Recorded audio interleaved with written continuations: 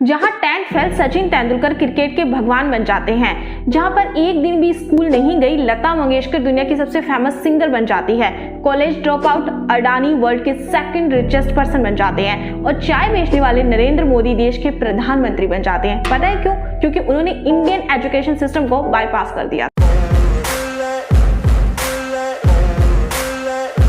If the head of the snake is oval, it may be poisonous or non-poisonous. If the head of the snake is oval, it may be poisonous or non-poisonous. If the head of the snake is oval, it may be poisonous or non-poisonous. If the head of the snake is oval, it may be poisonous or non-poisonous. ठीक यही तो है हमारा Indian education system, जिसके जितने ज्यादा number वो उतना ही ज्यादा इंटेलिजेंट, समाज में उसकी उतनी ही ज्यादा वैल्यू। इन्हीं मार्क्स के चक्कर में ही तो एक स्टूडेंट अपनी लाइफ को डिस्ट्रॉय कर रहा है। हमें शुरू से सिखाया जाता है कि एजुकेशन का मतलब होता है डिग्री, यानी कि अगर आपके पास में डिग्री है तो आप एजुकेट हैं, नहीं तो नहीं है। भले ही आपके पास में उस फील्ड की कितनी भी स्किल हो, नॉलेज हो, क्या फर्क पड़ता है, लेकिन आपके पास में डिग्री तो नहीं है ना। और मान लो कि अगर आपके पास में उस फील्ड की बिल्कुल जीरो नॉलेज है, लेकिन आपके पास में डिग्री तो है ना, तो आप एजुकेट है। इंडियन एजुकेशन सिस्टम का पर्पज एक ऐसा पर्सन तैयार करना होता है जिसकी क्रिएटिविटी खत्म हो चुकी हो और वो बनाए गए उस सिलेबस को रट करके डिग्री हासिल करे, और फिर जब वो जॉब करेगा तो वो हमसे कोई भी क्वेश्चनिंग ना करे। जैसे मान लेती हैं कि गवर्नमेंट कोई नई स्कीम लेकर आई और उस स्कीम को पूरी करने की रिस्पॉन्सिबिलिटी टीचर्स को सौंपी जाती है, तो अब टीचर क्या करेंगे? बिना कोई आर्ग्यूमेंट किए उस स्कीम को पूरा करने में लग जाएंगे, क्योंकि हमारे एजुकेशन सिस्टम को इस तरह से डिजाइन किया गया है कि कोई भी गवर्नमेंट से आर्ग्यूमेंट ना कर सके और बस यस सर बोल के उस काम को पूरा करने में लग जाए। दरअसल इस सिस्टम की शुरुआत अंग्रेजों ने अपने पर्पज के लिए की थी। लॉर्ड मैकाले, जिन्हें father of Indian education system कहा जाता है, उन्होंने इस सिस्टम में अंग्रेजी भाषा को अनिवार्य कर दिया और उन्होंने इस सिस्टम को इस तरह से डिजाइन किया कि भारतीय अंग्रेजों के गुलाम बनकर रहे। लॉर्ड मैकाले ने डाउनवर्ड फिल्ट्रेशन थ्योरी दी, जिसका उद्देश्य भारत के हायर और मीडियम क्लास के एक छोटे से हिस्से को शिक्षित करना था और एक ऐसा वर्ग तैयार करना था जो रंग और खून से तो भारतीय हो, लेकिन थॉट्स और एथिक्स में ब्रिटिश हो। अब अंग्रेज तो चले गए, लेकिन आज भी हम इस सिस्टम को फॉलो कर रहे हैं, जिसमें दिखाने के लिए बस नाम मात्र के चेंज हुए हैं। इंडिया में अनएम्प्लॉयमेंट के साथ साथ अंडर एम्प्लॉयमेंट भी बढ़ रहा है। अनएम्प्लॉयमेंट यानी बेरोजगारी, ये तब होती है जब कोई पर्सन एक्टिवली जॉब सर्च करता है लेकिन उसको जॉब मिलती नहीं है। ऐसे लोग जो जॉब करने की इच्छा रखते हैं लेकिन उनकी इंडस्ट्री में जॉब की कमी की वजह से वो स्ट्रगल करते हैं। अंडर एम्प्लॉयमेंट ये तब होता है जब कोई व्यक्ति ऐसी जॉब कर रहा हो जो उसके क्वालिफिकेशन के अकॉर्डिंग ना हो, यानी वो पर्सन ओवर क्वालिफाइड हो लेकिन कहीं जॉब ना मिलने की वजह से वो जॉब कर रहा हो। हर साल ना जाने कितने students MBA, engineering, IT sector और अनदर फील्ड से ग्रेजुएट और पोस्ट ग्रेजुएट होकर निकलते हैं और सोचते हैं कि बस अब तो उनकी लाइफ सेट है, अब तो उन्हें जॉब मिल जाएगी। लेकिन यहीं से ही डार्क रियलिटी शुरू होती है। माँ बाप कैसे भी करके अपने बच्चे की उस कॉलेज की फीस इसी उम्मीद में भरते हैं कि जब हमारा बच्चा पास आउट होकर बाहर आएगा तो उसके पास एक वेल सेटल्ड जॉब होगी, उसका फ्यूचर ब्राइट होगा। अपने बच्चे को अच्छे कॉलेज में पढ़ाने के लिए डोनेशन भी देते हैं, चाहे उन्हें अपने जीवन की सारी जमा पूंजी दांव पर लगानी पड़े। इंडिया में अनएम्प्लॉयमेंट रेट अगस्त में 8.3% थी। अगस्त 2022 में इंडिया की अनएम्प्लॉयमेंट रेट 8.28 थी। वहीं अर्बन एरियाज में 9.57 और रूरल एरियाज में 7.68 थी। अनएम्प्लॉयमेंट रेट सबसे ज्यादा हरियाणा, हिमाचल प्रदेश और राजस्थान में है।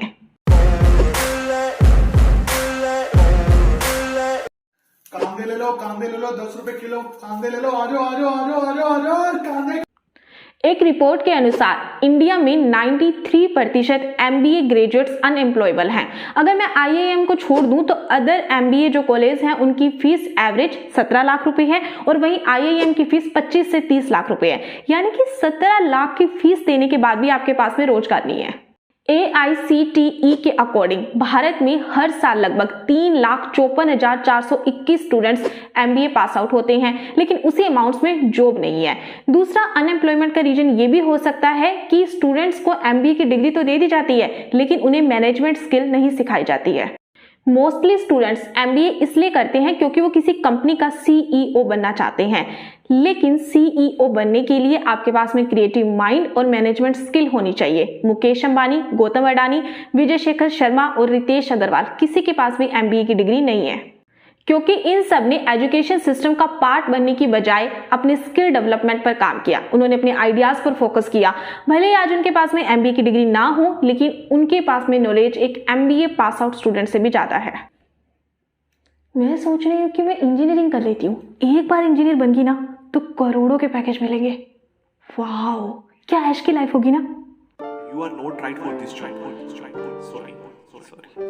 अरे दूसरे कैंडिडेट को बुलाओ ना।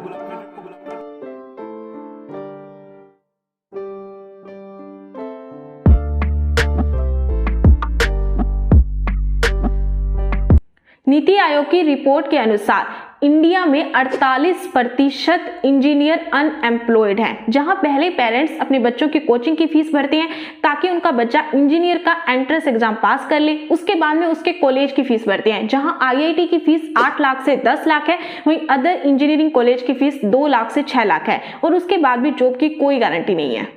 अगर हम बात करें एमबीबीएस डॉक्टर्स की, तो हिमाचल प्रदेश में भी एमबीबीएस पास आउट स्टूडेंट्स के लिए लिमिटेड जॉब्स थी। त्रिपुरा में भी डॉक्टर्स की वैकेंसी नहीं निकाली गई थी।